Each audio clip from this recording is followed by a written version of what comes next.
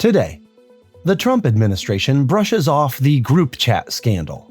But what are the security concerns? The US says it's reached separate deals with Russia and Ukraine on maritime and energy truces. And a secretive Chinese network tries to lure in fired federal workers.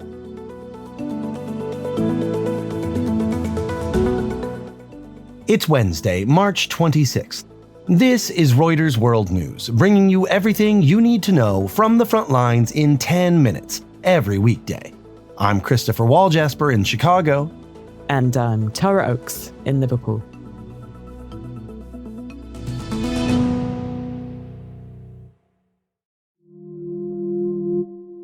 U.S. President Donald Trump is downplaying security concerns after a journalist was accidentally included on a secret group chat among top White House officials discussing highly sensitive military plans. And it wasn't classified information, so this was not classified. Now, if it's classified information, it's probably a little bit different. But the comment comes after a heated hearing in the Senate on Tuesday, as Democrats like Virginia Senator Mark Warner grilled national security officials, including the Director of National Intelligence, Tulsi Gabbard. There was no classified material that was shared in that So then if there was no classified material, share it with the committee. You can't have it both ways. Now, a lot of the focus of the Senate hearing on worldwide threats was about the app Signal. That's the app that was used in the chat. White House officials say protocol was followed. But how secure is Signal? Raphael Satter covers cybersecurity. Signal has an excellent reputation. It is widely considered the gold standard in encrypted messaging. It's been around for more than a decade, and it's widely used by dissidents, by reporters, whistleblowers, as well as government officials and businessmen. But that does not mean that the devices that the app is running on are necessarily secure. Secure conversations about classified matters are meant to occur over classified systems. And those systems, while not perfect, are carefully scrutinized to ensure that they cannot be compromised by foreign actors. When people are using freely available apps like Signal or WhatsApp or Telegram to communicate about classified materials, they may be doing so over unclassified systems. And that's what's created a lot of the controversy here.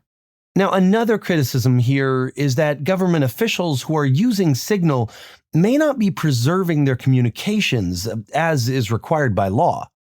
This is a chat app that doesn't have the functionality to preserve these government records in the case, for example, that there's an inquiry or a FOIA request, right?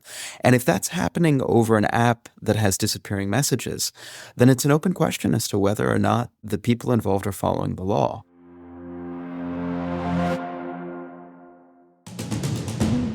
The US says it's reached separate deals with Russia and Ukraine to pause their attacks at sea and against energy targets, with Washington agreeing to push to lift some sanctions against Moscow. It's not yet clear when or how the Black Sea maritime security deals would start.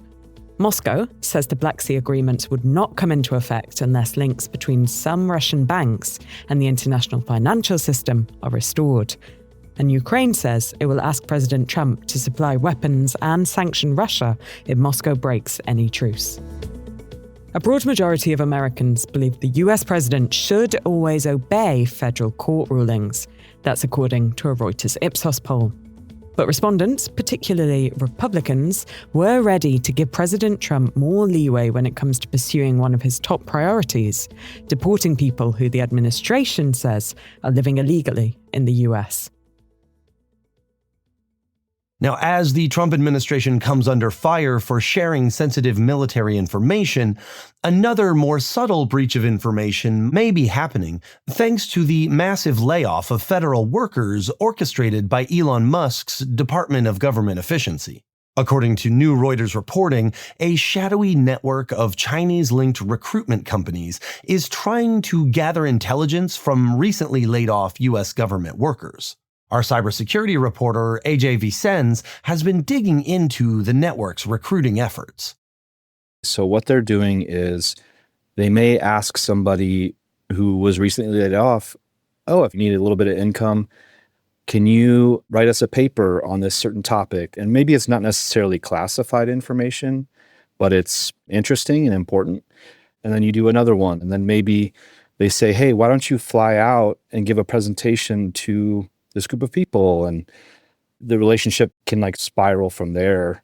And maybe they're asking for a little bit more each time. And we're talking about thousands of employees who have been laid off or have taken early resignations or retirements from the government. And in a lot of cases, it starts out where the person almost certainly does not know that this is what they're doing. But sometimes they get wrapped in so deep, they can either have crossed the line and not know it, or they can maybe be blackmailed and they might be told, and you either keep going or maybe we'll report you. So what did you find when you tried to contact these companies? You would think that a consulting firm might have a big fancy office with lots of glass and big reception desk, but this is not that. You call a phone number listed on a consultancy's website, out of service. You go try to find their office. It's an empty field. You just scratch the surface and it's pretty apparent that something else is going on.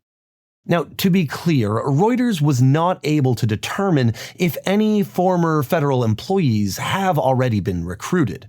But AJ, you did find several job postings on LinkedIn that showed as many as 200 applications. How have government officials in either China or the US responded to your reporting? A spokesman for the Chinese embassy told us that they are not aware of any of the companies we mentioned in our story and that they would never ask anybody to collect information overseas, contrary to local laws. The FBI has told us that the intelligence and security services of China aggressively targets current and former and prospective U.S. government employees, often to obtain sensitive information, and that people should be watching out for this sort of thing kind of all the time. But I think that people should really pay attention to just how chaotic moments can be taken advantage of by any number of people. When asked about this reporting, a White House spokesperson said China was constantly trying to exploit the United States' free and open system through espionage and coercion. The spokesperson added, quote, both active and former government employees must recognize the danger these governments pose and the importance of safeguarding government information. An Oscar-winning Palestinian director has been released. Hamdan Bilal was injured and arrested during a raid by Israeli settlers on his village in the occupied West Bank on Tuesday. He spoke to Reuters from hospital after his release.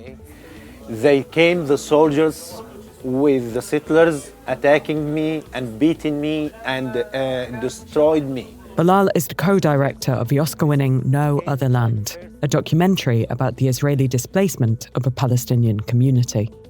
The Israeli military says police and soldiers intervened after Palestinians threw rocks at the vehicles of Israeli citizens and later at Israeli security forces.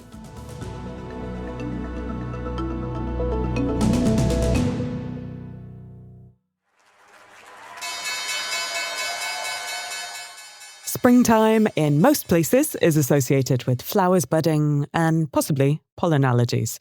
But here in the UK, it also means the spring statement, when the Finance Minister updates Parliament on their economic plans. And this year, Rachel Reeves is under a lot of pressure to show she can fix the public finances. Kamal Crimmins is here with more. So economic growth in the UK has tailed off, and that's making life difficult for Reeves. It means she's likely to announce cuts to her spending plans today. That's to make sure she stays on track to meet her budget targets. Cuts to welfare are expected, which politically are going to be very unpopular. A bitter jolt, really, like an espresso. And the Sabrina Carpenter controversy doesn't help. No, you're right. Reeves is struggling to shake off criticism for accepting free tickets for a Sabrina Carpenter concert. She says she accepted the corporate box for security reasons, but it's not a great look with those spending cuts that are expected.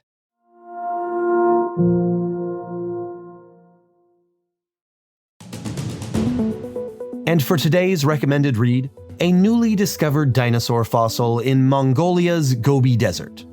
The dino, named Duonicus tsogbateri, lived around 95 million years ago and had 2 curved claws on each hand, measuring a foot long each. To learn more and see illustrations of what scientists think Duonicus looked like, Check out the link in the podcast description. For more on any of the stories from today, check out Reuters.com or the Reuters app.